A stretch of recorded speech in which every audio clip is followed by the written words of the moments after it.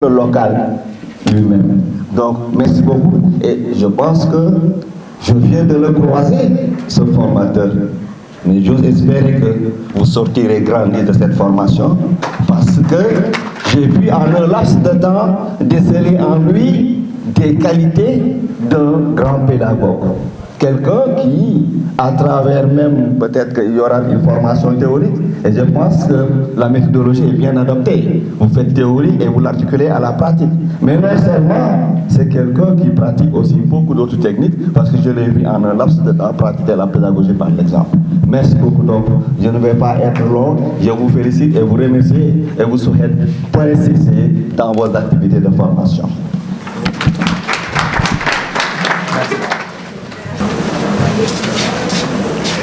Bonjour à tous.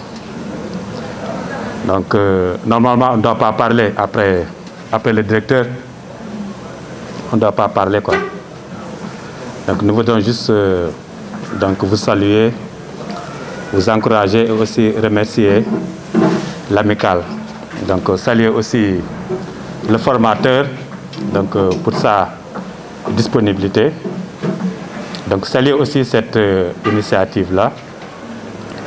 Donc, comme le directeur l'a dit, donc vous avez l'habitude d'être dans des salles, donc dans des amphis, de recevoir des cours de droit const, de droit administratif, donc d'économie, d'anthropologie, de géographie, entre autres. Donc c'est ça que vous avez l'habitude, quoi.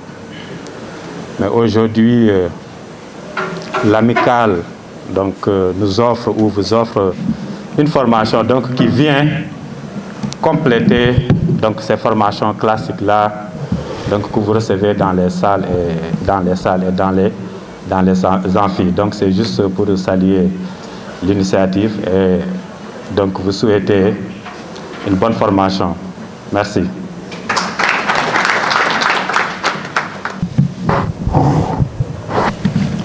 Merci beaucoup, Dr Abdourahmane Sow, pour ces quelques mots de bienvenue. Nous nous arrêtons là pour les discours aujourd'hui. Maintenant, nous allons tout justement rappeler le contexte dans lequel ce séminaire de formation de prise de parole en public a été organisé. D'abord, nous rappelons que l'amicale est une structure qui organise des activités sportives, culturelles et pédagogiques. Et c'est dans le volet pédagogique que s'inscrit ce séminaire qui permettra à tous ces étudiants, et même qui ne sont pas étudiants ou bien qui sont dans le monde de l'emploi, de pouvoir s'exprimer. Car, comme l'a si bien dit notre très chère présidente, les étudiants sont remplis d'idées pertinentes, d'arguments qui sont très bien fondés, mais quand il s'agit d'expulser ou bien d'exalter leurs idées, ils ont du mal à le faire. C'est pourquoi aujourd'hui, la commission pédagogique de l'amicale de l'UFRCEFS a jugé nécessaire d'offrir cette formation à tous ceux-là qui ne se sentent pas très à l'aise à prendre la parole, que ce soit en public ou en privé, d'assister aujourd'hui à cette formation avec un très grand formateur, M. Mohamedou Meiga. Donc, sans plus tarder, je vais laisser la parole à mon très cher camarade qui va encore élucider et nous donner encore plus d'informations. J'ai appris beaucoup de choses. Et la prise de parole en public, ça vous permet d'apprendre beaucoup de choses.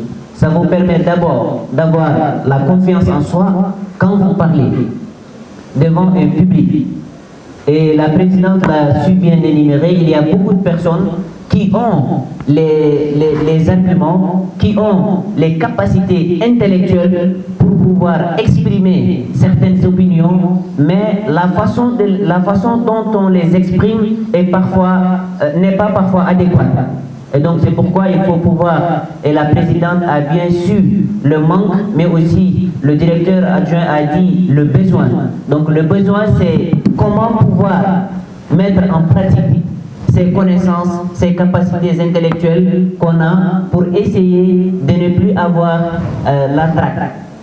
Donc c'est très important la prise de parole en public, et c'est un exercice, comme le dit Marc Bonan, et en s'exerçant toujours qu'on apprend à prendre la parole en public. Mais aussi, il ne faut pas rater les occasions dans lesquelles on trouve pour prendre la parole en public. Dès que les occasions se présentent, il faut profiter. Il faut saisir ces occasions pour essayer de prendre la parole en public, de parler, mais aussi de participer pour les étudiants qui sont intéressés dans les débattons, etc.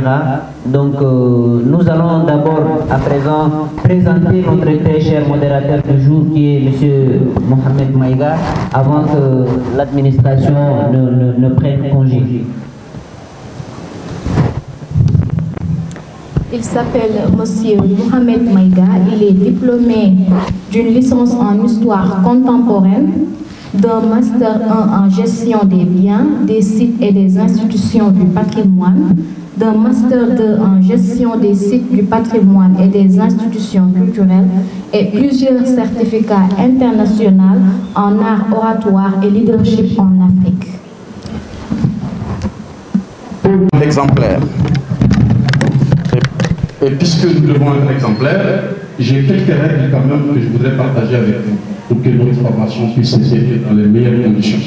La première règle, l'objectif, c'est de vous donner les astuces nécessaires pour que vous puissiez maîtriser comment gérer et utiliser un micro, n'importe lequel, n'importe quel pupitre, comment on s'arrête devant un pupitre, quelles sont les astuces et le secret du micro.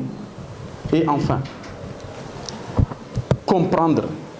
Vous allez non seulement comprendre, vous allez découvrir votre trac. Tout le monde a le trac. Même moi qui vous parle, j'ai le trac. Et gérer le trac. Pourquoi gérer? On n'élimine pas le trac, on le contrôle. L'objectif, c'est de vous mettre devant la scène pour que vous puissiez découvrir votre trac. Ensemble, nous allons le gérer pour que vous puissiez savoir que vous n'avez aucun problème. Slide. Lectrice d'à gauche. Le but de ce séminaire n'est pas de vous rendre excellent en prise de parole, mais meilleur que vous ne l'étiez hier. Je voudrais que les choses soient claires pour tous. Vous ne serez pas excellent, mais à la fin de la formation, vous serez meilleur que ce que vous étiez déjà. Slide. Lectrice d'à droite, à haute voix, et si vous pouvez vous lever, ça me fera vraiment plaisir. Je demande l'attention exclusive de tout le monde sur cette introduction. Introduction générale. Nul ne peut apprendre à parler en public sans prendre la parole devant un auditoire. De même qu'on ne peut pas apprendre à nager. Qui n'est pas d'accord? Est-ce qu'il y a des cercles? Qui n'est pas d'accord? Si quelqu'un n'est pas d'accord, il peut rentrer chez lui. Vous êtes d'accord? Vous êtes d'accord ou pas? Parce que si vous n'êtes pas d'accord, vous pouvez rentrer chez moi. Qui peut apprendre à nager sans entrer dans l'eau? Qui? Dites-moi. Personne. Sachez que la même règle s'applique en prise de parole en public. Personne d'entre vous ne sera un orateur s'il ne prend pas la parole devant un miroir. Donc si vous êtes dans votre chambre et que vous vous arrêtez devant votre miroir, vous parlez, vous criez, qui ne va rien. Si tu es devant tes petits frères ou à la maison, devant la télé, tu parles, tu as fait le bon texte, qui ne va rien. Si tu es devant ton partenaire, tu es en train de lui parler des jolis mots, tu es loin, tu ne sais pas parler. Tant que vous ne prendrez pas la parole devant un auditoire, un public, vous ne serez jamais de la même manière par laquelle. Qu'est-ce que c'est que la communication verbale? C'est toute communication que vous utilisez lorsque vous parlez avec votre bouche.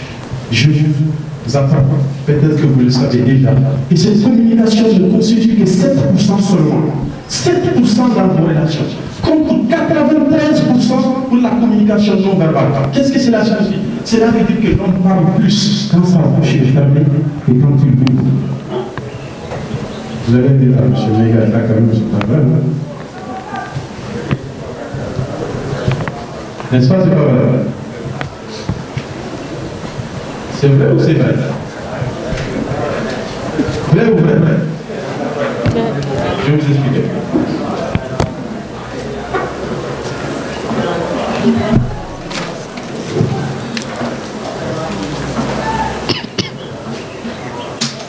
Communication non verbale.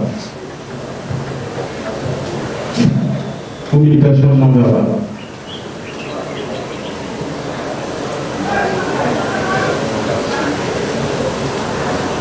Communication non verbale. Lorsque vous êtes en circulation, le feu est au rouge, qu'est-ce que ça veut dire? Hein? Les vrais chauffeurs parlent, les chauffeurs taisez-vous. Quand vous êtes en circulation, le feu est au rouge, qu'est-ce que ça veut dire? Stop. Hein? Communication non verbale. Le feu est en train de clignoter orange, ça veut dire quoi? Hein? Est-ce que le feu vous a dit de ralentir?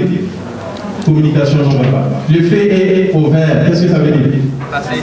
Est-ce que le feu a dit de passer? Communication non verbale. Vous êtes en circulation de policier civil, qu'est-ce que ça veut dire? Arrêtez. Est-ce qu'il vous a dit de vous arrêter? Communication non verbale.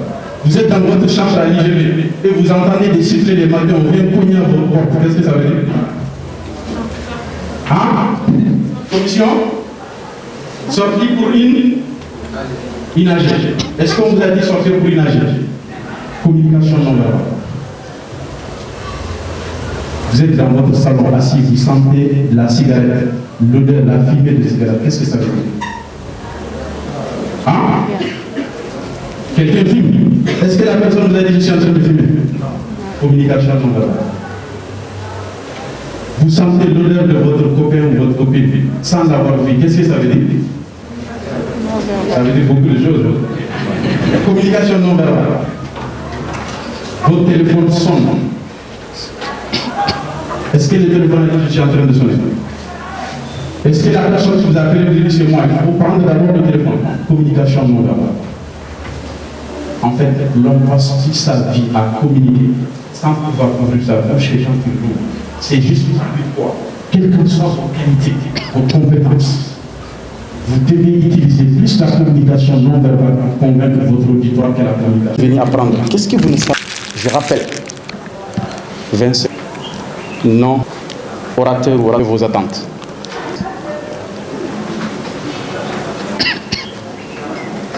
La droite, c'est pas vrai.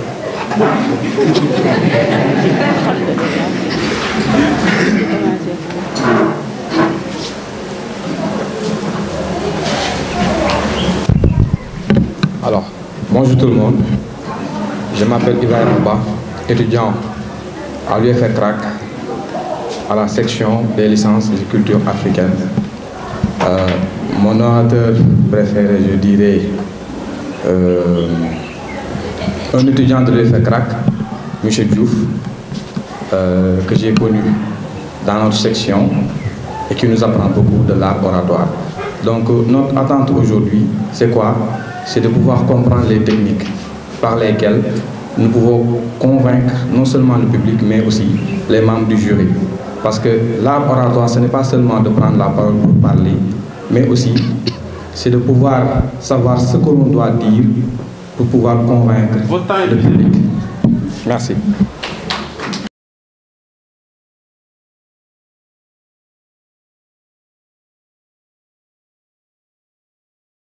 Alassane Traoré, je suis au Master 1 à l'Université Gaston Berger. Moi, je n'ai pas d'orateur, défendre des orateurs. Donc, on attend pour ça, c'est technique, donc une prise de parole.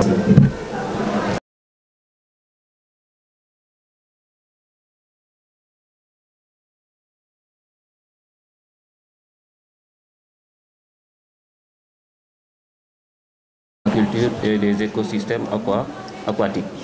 Comme l'a si bien dit mon camarade, en termes d'orateur, je n'en ai pas d'orateur préféré. Mon attente pour cette formation, c'est d'acquérir le maximum de connaissances, tant théoriques que pratiques, afin de me perfectionner en art oratoire. Merci.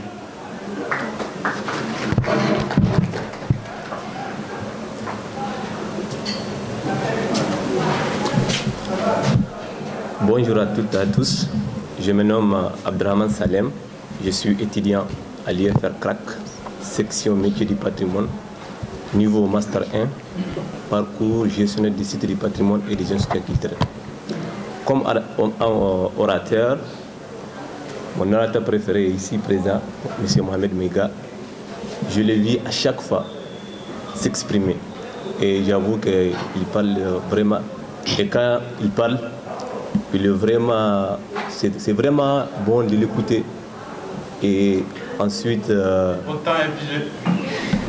comme attendre, j'aimerais parler et être à l'aise quand je communique. Merci.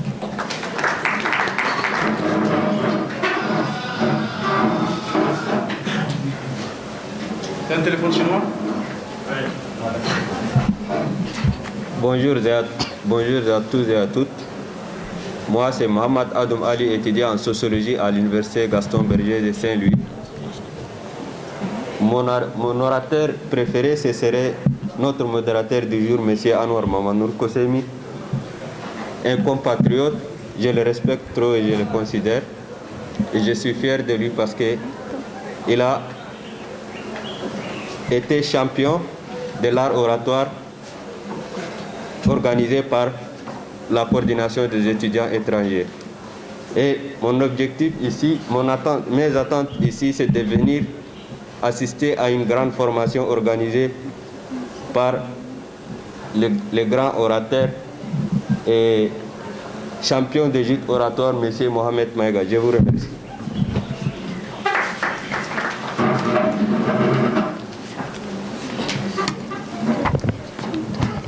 Bonjour, c'est Issa Sow, étudiant en Master 1 géographie.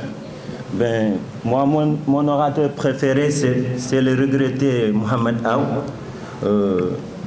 Et mes attentes aujourd'hui, c'est de pouvoir avoir le bagage nécessaire à la sortie de cette salle sur la prise de parole en public et pour accomplir mon projet professionnel. Merci.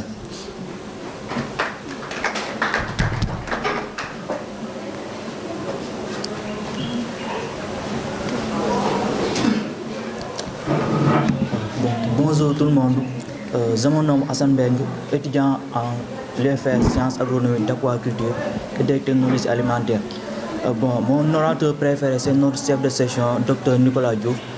Mes attentes sur cette formation, c'est de comprendre les techniques d'une prise de parole en public pour convaincre une population donnée. Merci beaucoup.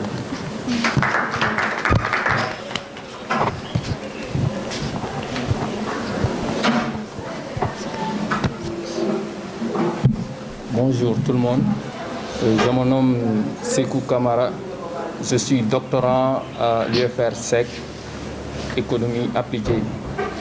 Alors, mon orateur préféré, c'est le docteur Mohamed Ba.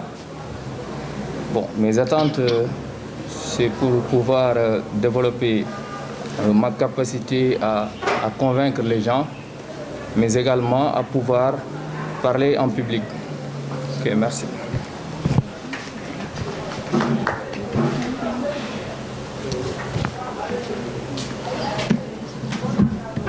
Bonjour à tous et à toutes. À l'état civil, je me nomme Hassan Ahmad Abdallah. Je suis à l'IFR SJP.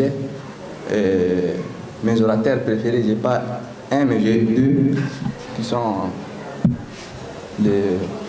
notre très cher formateur, et M. Anwar Mamanour Kosemi, qui est le champion de la CE, de la coordination des étudiants étrangers. Et mes attentes ici, c'est de me perfectionner et de gérer la traque. Merci.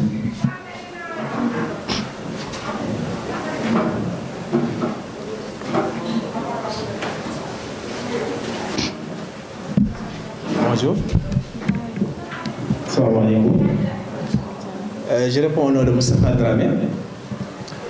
Je suis là pour apprendre l'art oratoire, non seulement de M. Maïga, mais également de vous.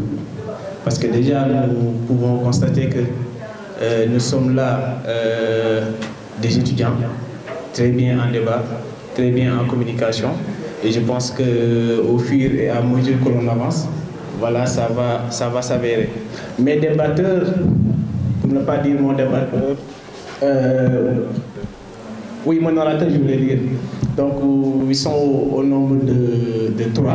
C'est les débatteurs d'ailleurs de notre fameuse UFR et qui sont là, qui sont présents.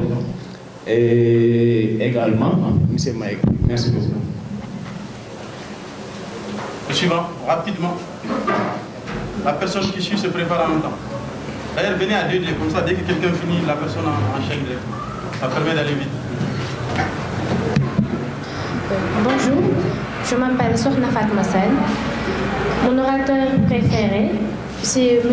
Mohamed Maïga, mais aussi j'aimerais vous parler de Fatima Aïdara, oui, l'éloquente jeune fille. Mes attentes aujourd'hui, c'est la gestion du pupitre et du micro.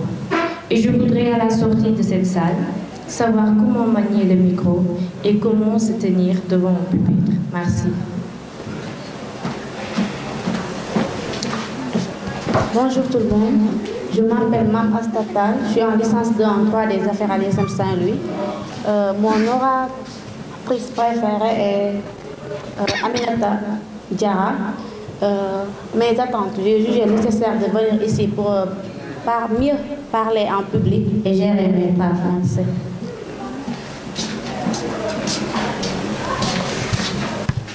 Bonjour tout le monde, mon nom est Omar Thiam. Je suis étudiant en licence à l'UFR Agro. Mes attentes, mon orateur préféré, c'est l'imam de notre grande mosquée. Et mes attentes, c'est de pouvoir parler en public. Le nom de l'imam? Imam Diallo. T'es sûr? Mes attentes, c'est de pouvoir parler en public et de connaître les techniques d'expression. Bonjour tout le monde. Je m'appelle Déthié Diouf, je suis élève professeur ici au KMPC. Mon orateur préféré, c'est Ibrahima Samba Modidja. Et mes attentes aujourd'hui, c'est de bien gérer ma peur devant un public et pour bien. Mon orateur préféré, c'est Tariq Ramadan. Mes attentes, c'est comment surmonter la peur de la prise de parole en public. Merci.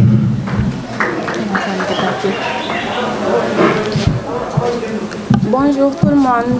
Je m'appelle Daifama Fall, je suis secrétaire à l'entreprise Groupe Future Compagnie.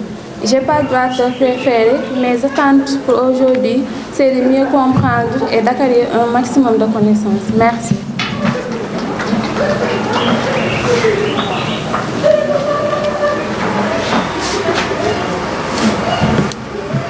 Bonjour tout le monde, je me nomme Sarata Bandel Bokoum, étudiante en master en multimédia et communication digitale à l'Université virtuelle du Sénégal, en même temps stagiaire en secrétaire de direction au niveau du groupe Future Compagnie.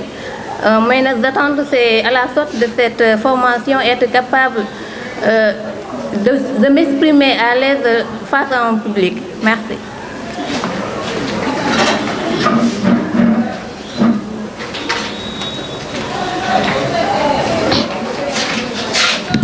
Bonjour tout le monde, je me nomme Virginie Konaté, je suis professeure de mathématiques et de sport et étudiante en licence 2 dans cette UFR à la section CEDU. Donc, je n'ai pas d'orateur préféré. Beaucoup d'entre vous sont venus se présenter. Je vais vous dire exactement ce qu'il faut faire devant un micro, ce qu'il ne faut pas faire devant un micro, ce qu'il faut faire devant un pupitre et ce qu'il ne faut pas faire devant un pupitre. Première règle du micro, slide, c'est un secret et certaines ont lamentablement échoué. Quand vous prenez la parole devant un auditoire et que vous avez un pupitre et un micro, quand vous venez au pupitre, il y en a qui sont venus, ils ont fait comme ça. Attention, c'est le micro qui vient à la bouche, pas l'inverse. C'est le secret du micro. Qu'est-ce que cela veut dire en français facile? Quand vous venez, ce n'est pas à vous de chercher le micro. Si le micro est comme ça, comment est-ce que vous pouvez faire comme ça? Vous ne cherchez pas le micro, vous tirez l'éloquence. Et si le pupitre est en mauvais état, vous vous appuyez. Vous avez toutes les chances de tomber. Et si vous êtes tombé, vous êtes foutu parce que quelque chose va se casser. Donc ce n'est pas la bouche, ce n'est pas vous qui cherchez le micro. La première règle, je viens au pupitre, j'essaie d'approcher le micro de ma bouche, je le règle pour que je puisse être audible comme vous êtes en train de m'entendre. La plupart d'entre vous sont venus trouver le micro par exemple comme ça. Bonjour, je m'appelle... Donc on trouve le micro comme ça. Bonjour, vous tuez l'éloquence. Vous ramenez le pupitre, le micro, vous l'allumez, vous faites en sorte que votre voix soit audible. C'est la première étape. Maintenant, quand le micro est éteint, comme je viens de le faire, ne testez pas. Souvent, on voit des gens qui testent le micro en faisant... Non, s'il vous plaît. On ne siffle pas dans un micro. On ne vient pas dire, il y en a aussi. Allô, allô, allô. Non. Il y a plusieurs façons de tester le micro. Soit vous testez comme ça, soit vous saluez. Pendant la salutation, vous faites attention à votre voix. Mesdames et messieurs, bonjour. Je m'appelle Mohamed Maïga. C'est un réel plaisir de parler avec vous. Pendant que vous saluez, vous évaluez tout de suite l'intonation que donne le micro à votre public. Ou troisième règle de test, vous regardez la personne qui a parlé avant vous. À quelle distance était le micro et sa bouche? 3 règles. Première règle, vous testez. Deuxième règle, vous saluez. Pendant la salutation, vous n'avez pas commencé votre discours. Donc en saluant, vous évaluez automatiquement la tonalité du micro et la sensibilité du micro. Troisième règle, vous regardez la personne qui a parlé avant vous. Quelle était la distance entre elle et le micro? Quatrième et dernière règle qui est le secret. Je reviens là-dessus. Ce n'est pas vous qui venez au micro. C'est le micro qui vient en vous et vous le réglez. Des questions sur le micro?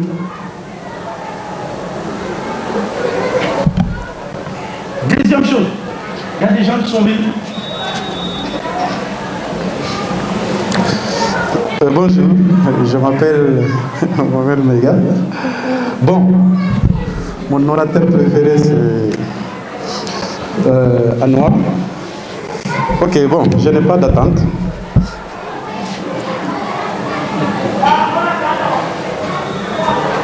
Ne mettez jamais vos mains dans vos poches quand vous prenez la parole en public, même si c'est devant une personne.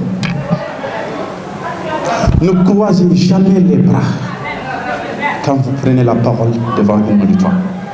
Ne croisez jamais les mains devant comme derrière quand vous prenez la parole devant un auditoire. C'est des règles à bannir. Ne faites jamais comme ça. Et regardez, il y en a qui soulèvent leurs pieds comme ça.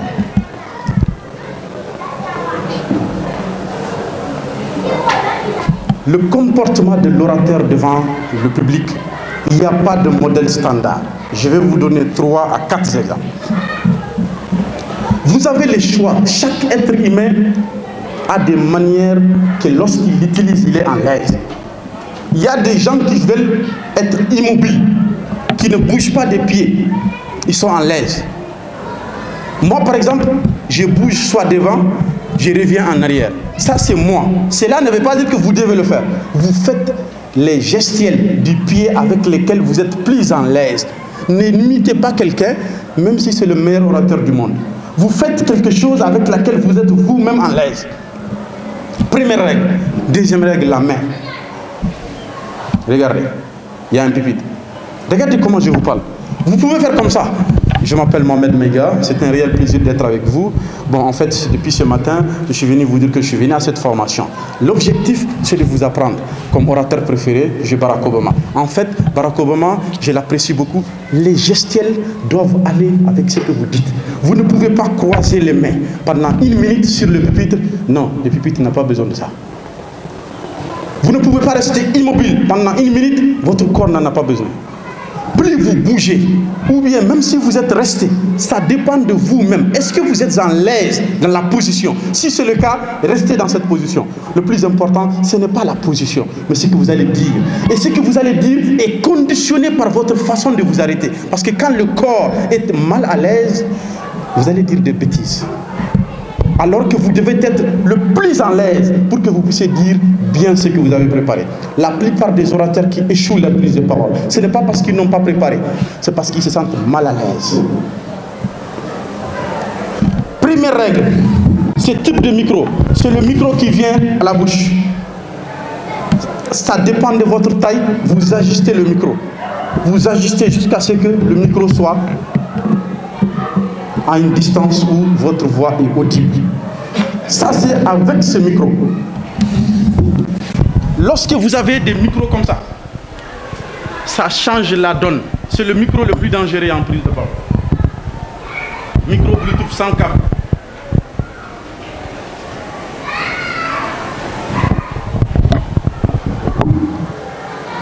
Je viens. Bonjour mesdames et messieurs, je m'appelle Mohamed Mega. C'est un réel plaisir pour moi d'être avec vous ici ce matin. Regardez en laps de secondes comment j'ai changé de ma main gauche à ma main droite. Je ne laisse jamais le micro avec ma main pendant longtemps parce que moi ça me met mal à l'aise. Ce micro, contrairement à celui-là, je ne peux pas le déposer sur la table. C'est ma main qui va utiliser. C'est la force de ma main que je vais utiliser pour gérer ce micro. La même distanciation avec la bouche, mais c'est vos mains qui vont plus travailler. Ça veut dire quoi? Vous faites attention à chaque fois que vous utilisez une main.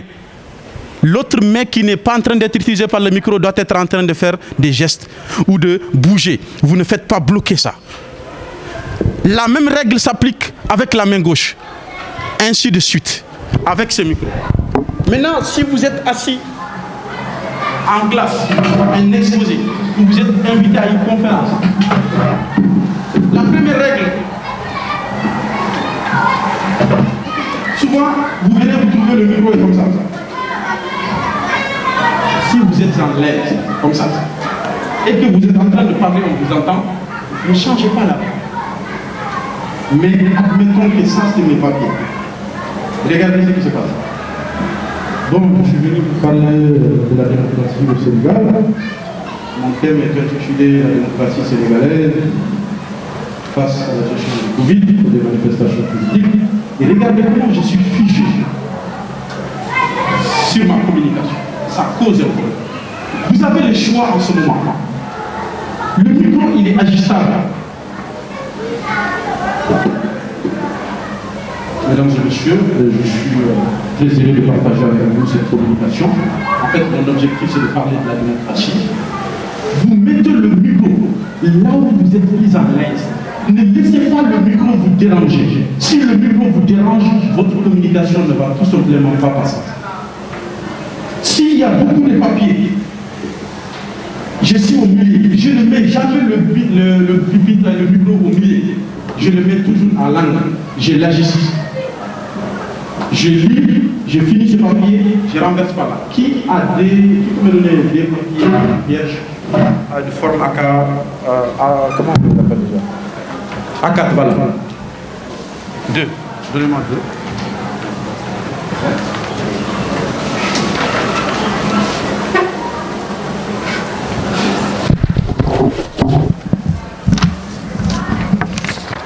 Je suis le recteur, je viens faire le discours. Le micro est là, au bon milieu.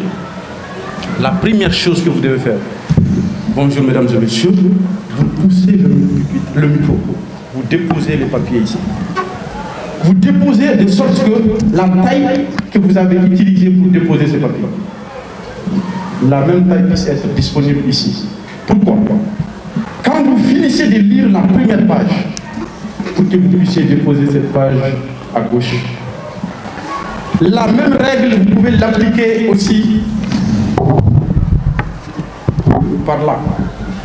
Mesdames et messieurs, c'est avec un honneur que nous allons commencer la cérémonie.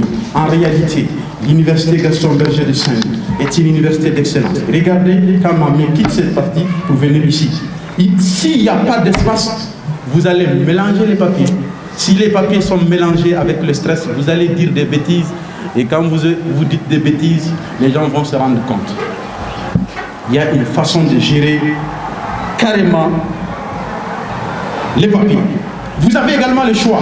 Il y a des micros comme ça qui sont très sensibles. Vous voyez à cette distance, vous ne m'entendez pas. Il y a des micros, même à cette distance, vous entendez. Si c'est le cas, vous poussez seulement le micro. Vous laissez gérer vos papiers. Venez toujours avec une chemise. Ne venez pas avec des discours comme ça. Mettez-les dans une chemise. Vous ouvrez la chemise. À chaque fois que vous finissez la première page, vous la ramenez soit à gauche ou à droite. Et faites quelque chose de très important. Numérotez les pages. Souvent, il y a des gens qui oublient de numéroter leurs pages. Ils parlent, ils se rendent compte que les feuilles sont mélangées et là, c'est foutu. S'il n'y a pas de numéro. Tu es en train de parler, tu ne sais pas quelle page, les choses sont mélangées.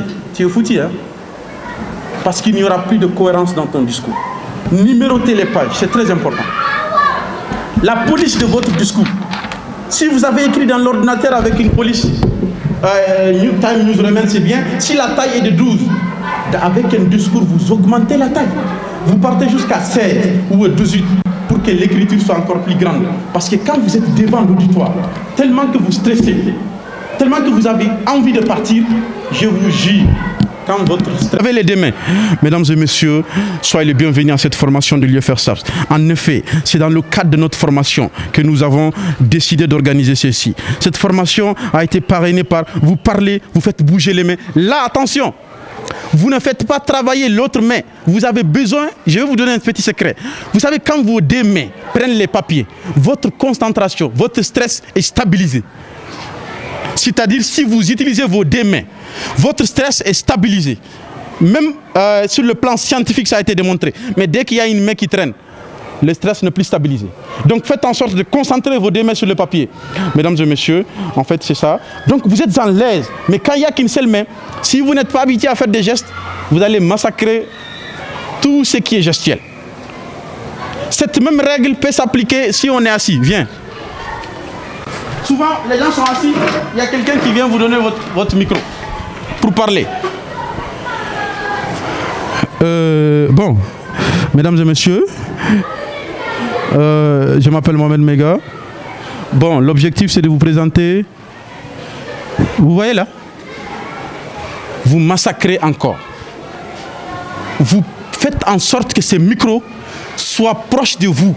De sorte que c'est lui qui vient à votre bouche et que vous n'avez pas besoin de faire des va-et-vient pour pouvoir lire votre discours. Merci. Slide. Les Béninois.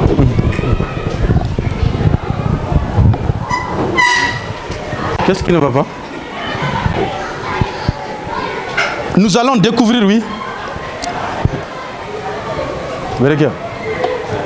C'est bloqué. Allez-y, allez-y. Qu'est-ce qui ne va pas? Oui, c'est bon. Donnez le micro. Allez-y, oui. J'ai dit, si la taille est courte, et qu'on est long, on n'arrive pas. Comment on va faire? Merci. J'avais vu quelqu'un d'ailleurs. Monsieur, venez. Oui, oui, venez.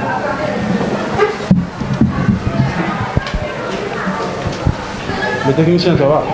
C'est sûr. Présentez-vous et dites-nous. Regardez comment il a fait.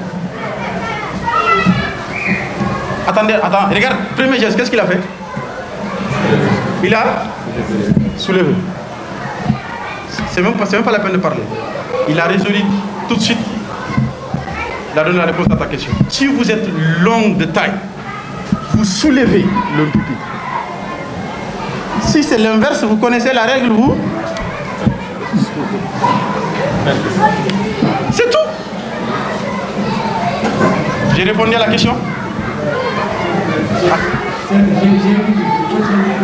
Je vous entends pas bien.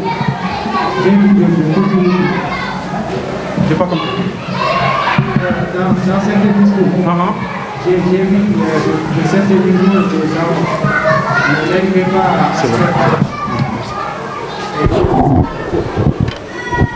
Merci, merci, j'ai compris, j'ai compris. Écoutez bien ce qu'il dit. Il y a des fois où vous êtes invité à prendre la parole et que les organisateurs ne mettent pas le paquet pour la logistique. Ou au lieu d'amener ce type de micro, vous avez peut-être des micros comme ça qui sont... Slide suivant.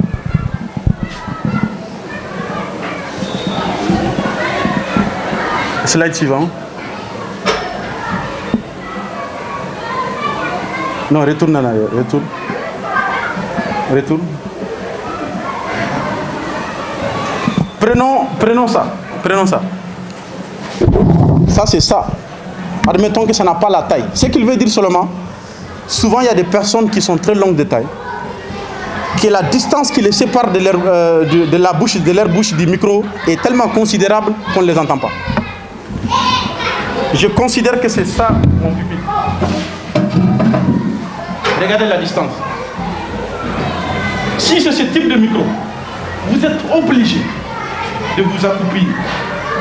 Si le micro est détachable, vous soulevez. Regardez, depuis que je parle, quand je bouge, qu'est-ce que je fais avec ça? Hein? Je marche avec ça. Je fais de sorte que ça soit proche de ma bouche pour que vous puissiez m'entendre. C'est vous qui régulez le micro. C'est le micro qui vient à la bouche. Cette règle, vous la faites étant assis comme étant debout. Un point barre. Si le micro est petit, vous soulevez le micro. Mais attention, toutes les règles que je viens d'expliquer ne s'appliquent que lorsque vous êtes devant un public, vous êtes dans une activité. À la télévision, si un jour, c'est mon sûr pour vous, on vous invite à parler à la télé. Les micros de télé sont très très sensibles. Vous n'avez pas besoin de vous appeler. Le micro peut être à cette distance, vous parlez, tout le monde vous entend. Mais quand vous avez une taille plus considérable que le public, vous choisissez d'adopter le micro à votre bouche. C'est-à-dire, c'est le micro qui vient à votre bouche, pas l'inverse. J'ai répondu à votre question. Slide. Ces types de micros et pupitres sont considérables. Ici, c'est simple. Ici, c'est un peu différent. On arrive à voir votre corps. Il y a des pupitres qui sont transparents, comme celui de l'IGB2. Oui.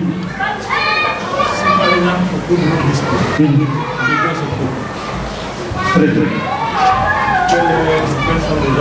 J'ai très bien compris. Merci beaucoup. Je vous ai dit de poser des questions. Il dit, vous êtes en train de faire votre discours. Comme ça. Vous êtes en train de parler. Mesdames et messieurs, c'est un réel plaisir. Dès que ça arrive, tout de suite, vous allez, il fait comme ça. Tout ça dépend du contexte dans lequel vous vous trouvez. Si on vous a invité pour venir faire un discours devant des gens et que le micro, il y a coupure, vous arrêtez de parler. Vous regardez d'abord l'ambiance de la salle. La personne qui est derrière, vous m'entendez ou pas? Hein? Si votre voix porte, vous augmentez, vous continuez votre discours. C'est ça la différence entre les orateurs. Si votre voix ne porte pas, s'il vous plaît, ne forcez pas. Vous êtes dans un concours. On sort des activités. Là, c'est un concours. Il y a les jurys. Tout est noté. Vous prenez en compte deux aspects. Qu'est-ce que le règlement intérieur du concours dit par rapport au micro? Normalement, les organisateurs doivent dire que si le micro est coupé, vous devez vous arrêter. Si on ne vous a pas dit de vous arrêter, vous continuez à parler. Vous êtes dans un concours. Mais souvent, c'est les jurys qui disent « Attendez, c'est arrivé récemment, lorsque j'ai présidé le jury du concours de plaidoirie de l'UFR Crac, en pleine séance, il y a eu coupure. J'ai demandé à la dame de s'arrêter. J'ai dit qu'on ouvre les fenêtres et de reprendre. Ça, c'est le jury. Maintenant, si le jury ne vous parle pas, vous êtes tous d'accord avec moi que lorsque l'on parle en public et qu'il y a coupure, automatiquement, l'orateur arrête de parler. Maintenant, quand vous arrêtez de parler, cela détruit votre concentration. Vous n'êtes plus concentré et tout de suite dans la salle, on commence à murmurer. Il y aura du bruit comme... Tout le monde... Ne parlez jamais si votre public n'est pas à votre écoute. Attendez d'abord qu'il se calme. Dites, s'il vous plaît, excusez-moi, monsieur le président du jury, est-ce que je peux reprendre? Posez la question aux organisateurs. Est-ce que je peux reprendre? Si on dit oui, vous reprenez. Si vous sentez que c'est non, vous continuez. Mais la question qui se pose, si vous n'êtes pas quelqu'un de bien concentré, vous n'allez jamais reprendre là où vous êtes arrêté. Ça va se mélanger dans votre tête. Donc, faites tout pour reprendre si c'est permis. Si ce n'est pas permis, non, adaptez-vous aux règles et conduites de la salle ou du concours pour lequel vous êtes venu. C'est la première règle de l'orateur. Je répondais à votre question. Oui. Le volume. Tu peux gérer les enfants.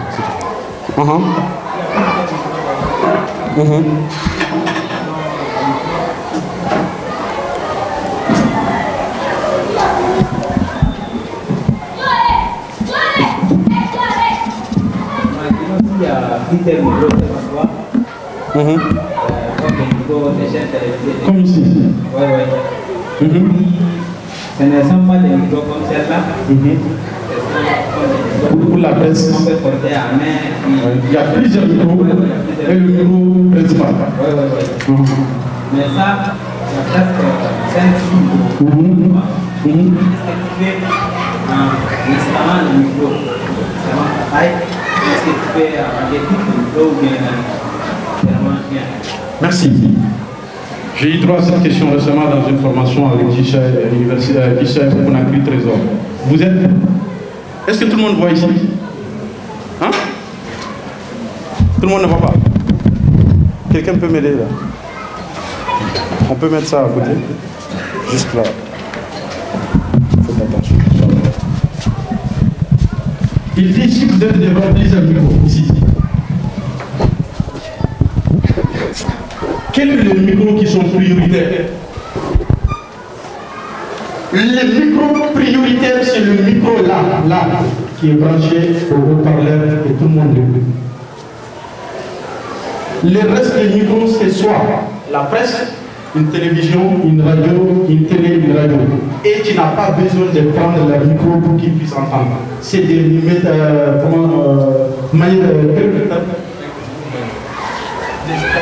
des dictaphones qu'ils utilisent pour enregistrer ça. La priorité, c'est le micro initial qui est automatiquement lié au haut-parleur des organisations. C'est ça le micro principal. Donc si tu as tous ces micros, tu cherches le micro seulement qui est lié au haut-parleur. Les restes, je donne la peine. J'ai répondu à votre question. Votre réaction? Oui.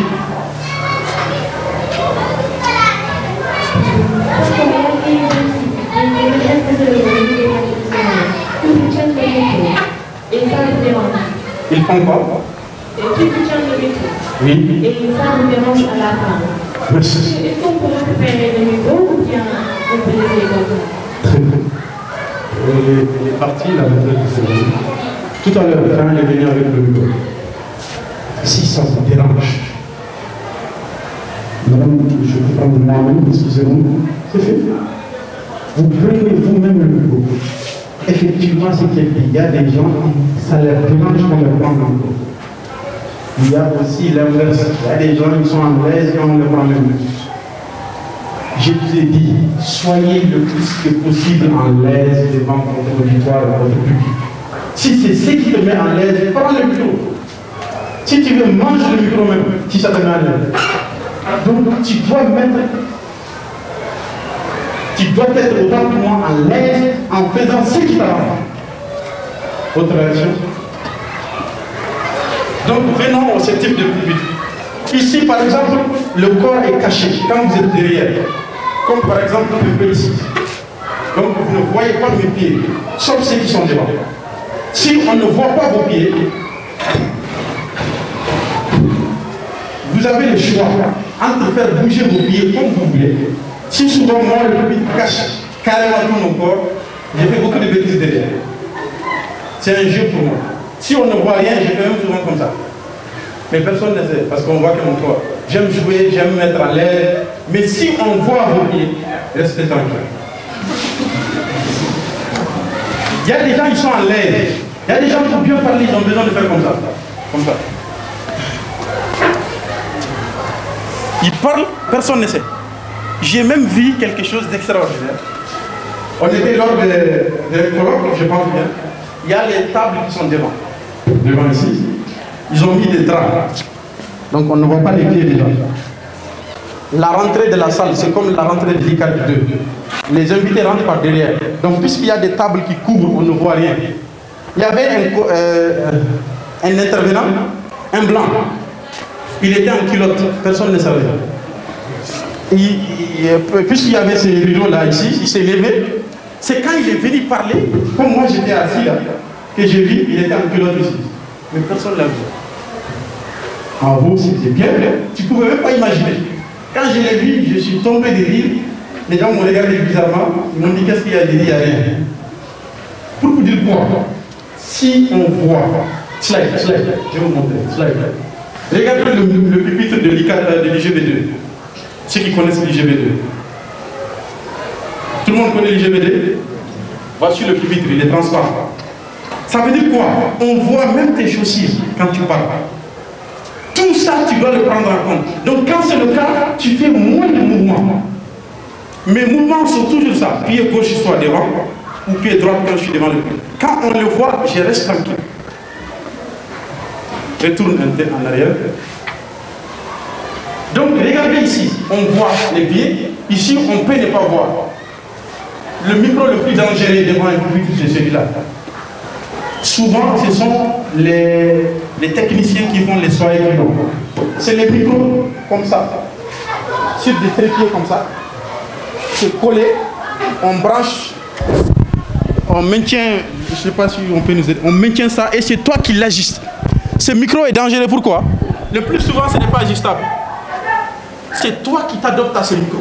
Faites attention à ce type de micro. Et ils sont très sensibles. Mais le test est l'élément le plus important. Trois manières de tester, on les fait. Soit comme ça, soit en saluant, soit en regardant la personne qui a parlé avant. Slide. Deuxième pupitre, cette pupitre-là que vous voyez, c'est ça qui est là. Il y a des gens souvent, ils pensent que c'est le plaisir qu'on a de prendre le pupitre. Le pupitre, c'est pas votre oreille. Les gestes, les positions, les appuis que vous faites sur le pupitre, ça dépend de votre lèvre. Si vous êtes dans l'air, regardez ici. Je tiens ici, comme ça. Je suis à l'aise comme ça. Mais quand je fais ça, c'est que ce que j'ai à dire est trop sérieux pour moi. Quand je fais comme ça, ça dépend de vous. Il y en a, c'est les deux là qui tiennent. Donc, je connais un grand orateur de l'UFRK, quand il parle, lui, il tient comme ça, comme un général de l'armée qui a un message fort à passer.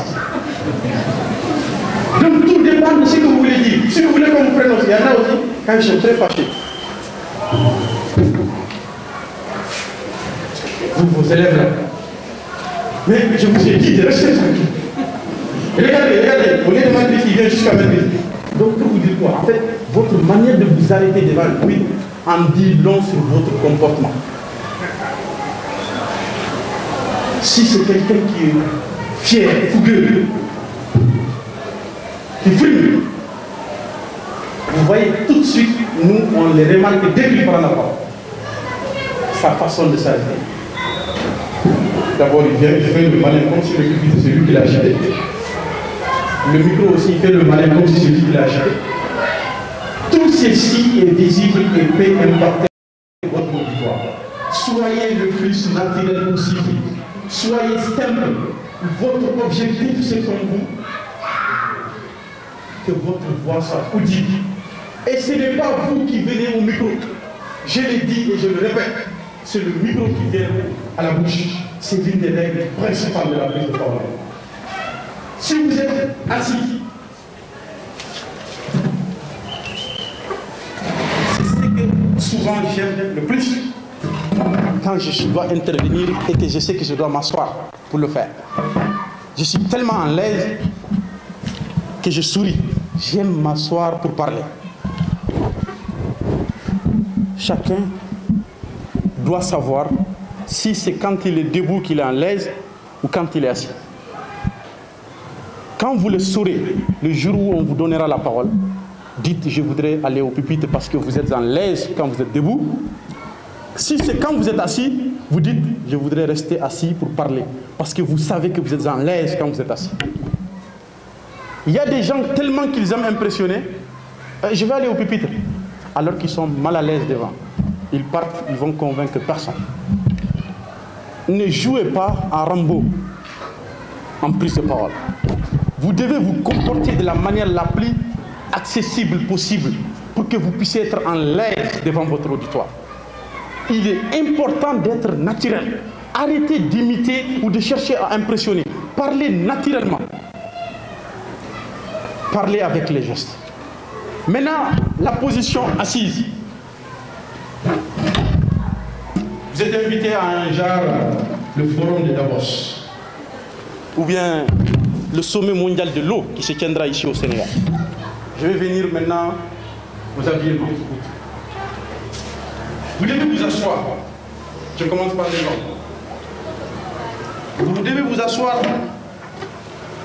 La première règle, au cas où vous portez une veste, est que vous devez vous asseoir et qu'il n'y a pas de table entre vous et le public. La première règle, c'est d'enlever le premier bouton de votre veston, si c'est une veste. Dans toutes les vestes que vous portez, 2 boutons, 3 boutons, sachez que tous les boutons qui sont en bas du premier ne servent à rien. C'est le premier bouton d'en haut qui est le plus important. Vous n'êtes même pas obligé de fermer celui-là. Mais celui-là, oui. Mais dès que vous vous asseyez, vous ouvrez. Première règle. Deuxième règle de l'habillement. Ne portez jamais la cravate sans la veste. Sans la veste. On voit souvent des gens très bien habillés, chemise très propre, cravate, tchac, il n'y a pas de veste. La cravate, c'est toujours avec la veste.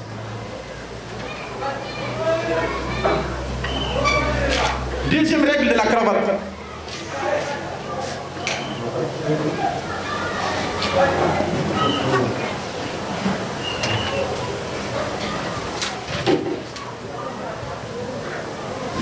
On voit des jeunes bien habillés.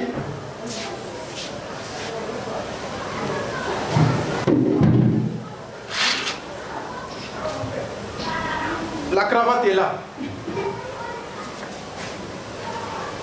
Elle est minée. La cravate ne s'arrête pas là.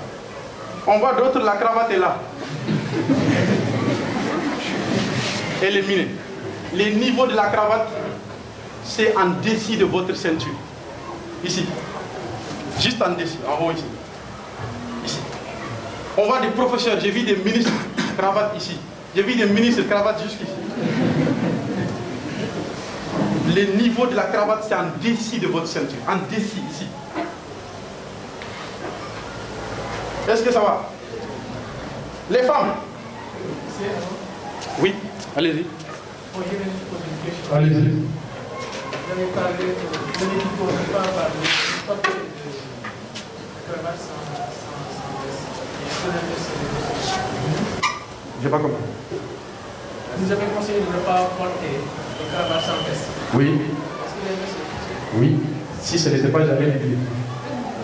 Merci beaucoup, Cameron, je ne l'ai pas dit. Oui, l'inverse est possible. Et pour être clair avec vous, moi je n'aime même pas les cravates. Oui, l'inverse est possible. Je ne parle que de ce qui n'est pas bien. Excusez-moi. Très belle question. Vous êtes une femme. Ouais, je termine avec les hommes. Il y a un dernier détail. Si vous êtes assis, n'est-ce pas quand on porte un pantalon, dès qu'on est assis, le pantalon est ajusté. Faites en sorte qu'on ne voit jamais la couleur de votre peau. La chaussette que vous portez doit être assez longue. Il ne faut pas que quand vous êtes assis, dès que votre pantalon est ajusté, on voit la couleur de votre peau. On ne doit pas voir la couleur de votre peau. Donc chaussures fermées, carrément. Pour les femmes, si vous devez vous asseoir, évitez les mini-jupes. Vous imaginez une femme en mini-jupe assise comme ça?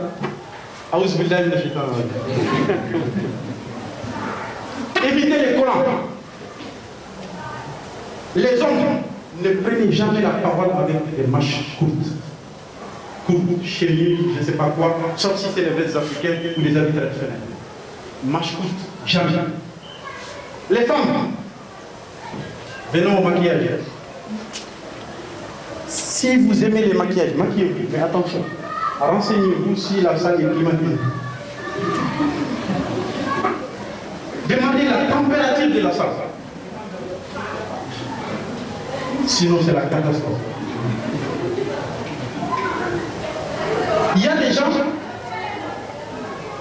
ils vont aller acheter des nouveaux habits, des nouvelles chaussures qu'ils n'ont jamais portées. Ils veulent le porter le jour où ils doivent parler. Admettons que c'est ma veste, je ne l'ai jamais portée, c'est aujourd'hui que je le porte.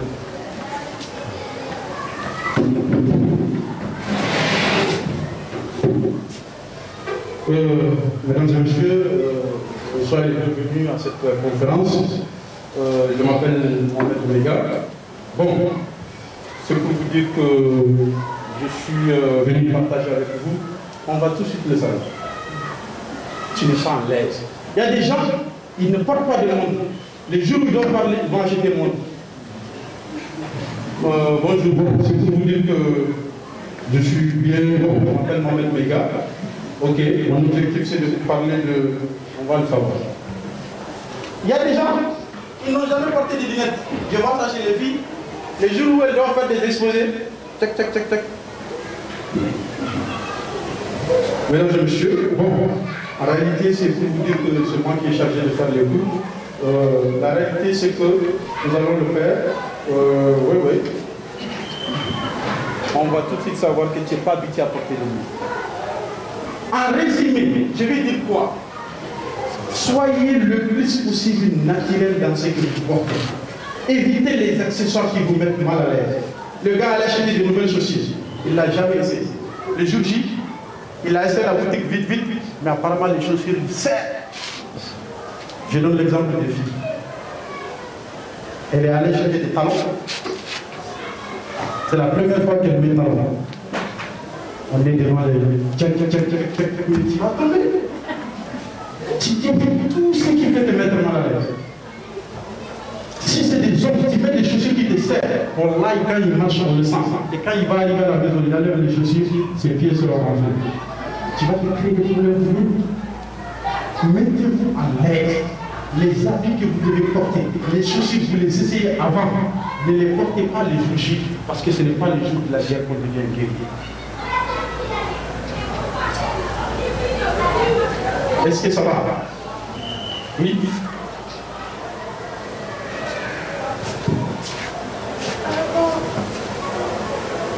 Par rapport à la prise en parole en public, là, vous nous avez donné l'exemple d'une personne qui parle en public.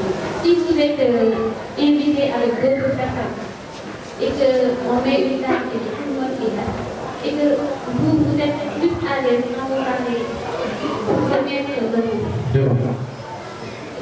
Quelle est la solution à ça? Monsieur, je voudrais savoir, est-ce que je peux aller au pupitre? Oui, ou pas. Vous demandez si, est-ce que vous pouvez vous arrêter pour parler? Si les organisateurs disent vous le faites. En général, vous ne disent pas non, je vous demande de parler comme vous. C'est bon? Donc, le pupitre, le micro, slide, il y a une manière oui. Arrière, oui. Non.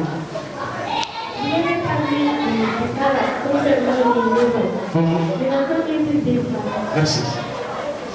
Ça peut vous paraître bizarre, cette règle ne s'applique pas aux femmes. Parce que vous êtes extraordinaire. Tout le monde. Cette règle ne s'applique pas aux femmes. Et deuxième chose, même par rapport aux hommes, ce n'est pas une règle universelle. Il ne faut pas dire que je m'égare, ce n'est pas une obligation. Ce sont des modèles standards reconnus en diplomatie et dans les concours internationaux de prise de parole.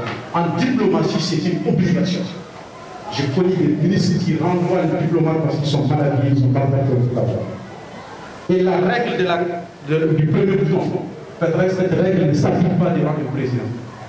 Vous voyez les ministres, quand ils partent saluer le président, ils laissent les vestes fermées, étant assis. Vous voyez les présidents qui le font. C'est par signe de respect. Cette règle change en fonction du contexte. Mais l'habitude, ce qui est mieux, c'est que quand vous prenez la parole devant l'auditoire, vous êtes assis, ouvrez à vous mettre en l'aise ce respect. Dans d'autres pays, c'est carrément un de respect. Tu dois laisser les boutons fermés. Donc ce n'est pas une règle universelle. Merci beaucoup. Oui.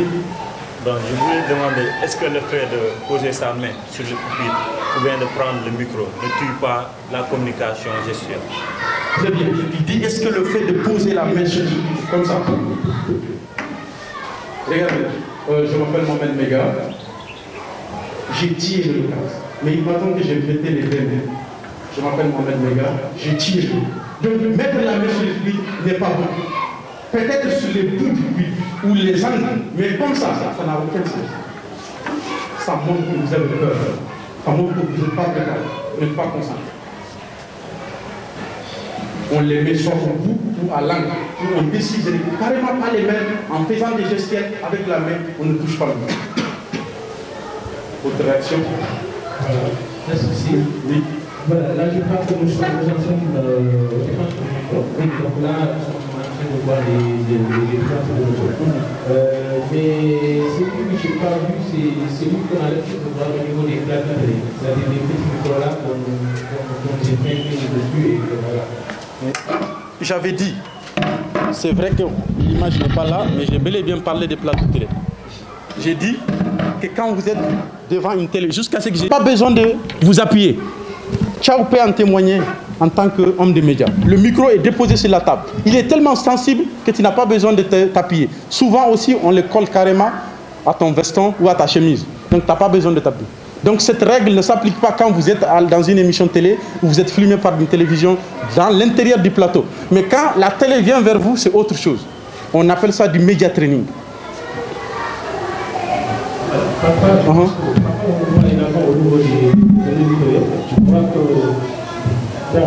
Allez-y. C'est juste une manière. Allez-y, oui. Ça fait au-delà des scènes de télévision. Comme ça, vous avez une audience. Vous pouvez utiliser ce micro-là et que voilà, vous avez confiance à animer. Vous venez, vous épinglez le micro dessus et que vous animez l'équipe. Donc, en ce moment-là, j'ai vu que vous nous avez expliqué comment est-ce qu'on peut voilà, déjà utiliser le micro que nous avons, qui est là, et d'autres également qui ne sont pas là, mais également nous avons également vu le micro que nous avons l'habitude de prendre avec la main. Mais ce micro-là qu'on met au niveau de notre veste, de notre chemise, qu'on n'utilise pas, qu'on ne tient pas avec la main, comment est-ce qu'on pourrait se comporter? Merci. Il veut savoir le micro qu'on accrochera à votre habit, pour soit vous entendre, parce qu'on est en train d'enregistrer votre voix, ou soit la télévision est venue faire une interview. Ce serait le cas d'ailleurs de tout de suite les membres de l'amicale CEFS qui seront interviewés par M. Tchao. On va accrocher le micro. Le plus, c'est d'être sensible. Là, il ne s'agit pas d'un micro qui est branché à un haut-parleur. Il s'agit d'un micro qui est branché à une caméra ou à un son pour pouvoir enregistrer votre voix. Vous parlez normalement, et votre voix est enregistrée, il n'y a aucun problème. Vous faites juste attention pour ne pas trop faire bouger vos vestes, parce que ça peut créer un bruit qui peut jouer sur le son. Dès que le journaliste accroche le micro, vous le laissez là où il est accroché. Vous parlez normalement, il vous entend très bien. Et vous allez le voir tout de suite, Tchao va le faire, il va interviewer les camarades. Oui.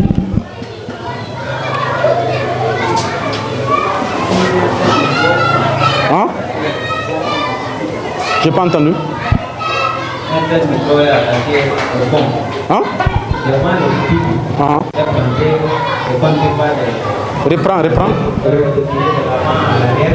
Reprends l'explication. Reprends ton explication. Si un tel micro est planté au profond, c'est-à-dire qu'elle est devant, elle ne peut pas bouger. Tout se fait avec les sorties d'en bas vers le haut, et puis complètement déplacer d'un côté à l'autre. Et puis, notre taille ne nous permet pas de la bouger. D'accord. Je rappelle, tous les micros qui sont connectés au haut-parleur initial des organisateurs, qui sont déposés sur le pupitre, sont ajustables. Ajustable ne veut pas dire seulement ça, qu'on peut bouger. Même si c'est ça, vous prenez avec votre main, vous l'approchez de votre bouche. J'ai dit quoi? C'est le micro qui vient. C'est cette règle que vous appliquez dans toutes les situations. Le micro vient à la bouche. Mais les micros des journalistes qui sont déposés sur le pupitre, j'ai dit, vous n'avez pas besoin de les ramener à votre bouche. Ils sont sensibles et enregistrent votre voix. Et vous n'avez même pas besoin de les toucher. Le micro principal, c'est le micro qui est lié au haut-parleur. C'est ce micro que vous touchez. Et tous les micros qu'on déposera sur le pupitre sont ajustables. C'est bon? Autre réaction? Oui. En fait, est-ce que pour parler ne risque pas de nuire la parole? Merci. Monsieur Salem demande, est-ce que trop parler ne risque pas de nuire la parole? L'excès de toute chose est... J'ai répondu à sa question. Autre réaction? Oui, oui, la dernière réaction. Ok.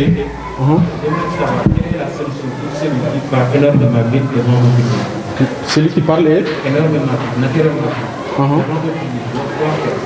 J'ai pas compris. Concernant quelqu'un qui parle naturellement devant le public, quelle est la solution? Il devra ralentir son rythme de parler et maintenir ça à droit de conduite. Je n'ai toujours pas compris. J'ai dit, concernant une personne qui parle énormément vite, devant un public, ce doit être quelqu'un qui est rapide. Je voudrais bien qu'on arrive à la partie, mais je vais improviser. Il y a une partie sur ça. Retiens que parler vite est un problème. C'est comme, comment je vais dire, tu donnes une arme à un militaire, il ne sait pas l'utiliser, tout simplement parce qu'on ne l'a pas appris. Le fait de parler vite est un problème pour un orateur. Souvent, c'est bien, ça a des avantages et des inconvénients. Les avantages, c'est quand on te donne un peu de temps, tu dois dire beaucoup de choses. Les inconvénients, c'est le fait que les gens n'aiment pas les gens qui parlent vite. Ils aiment les gens qui parlent juste au juste milieu. Ils n'aiment pas aussi les gens qui parlent pas, qui sont très lents, qui font dormir. Non, non. Parler vite est un problème. C'est le problème de la rapidité. C'est un problème d'articulation. C'est un problème d'intonation. C'est un problème de diction. C'est un problème de volume, de pause, de timbre de la voix. Tout ceci, on va le voir dans les caractéristiques d'un discours oral. Arrivé là-bas, je vais faire des exemples que je vais développer. Une dernière réaction avant la pause. D'accord, slide.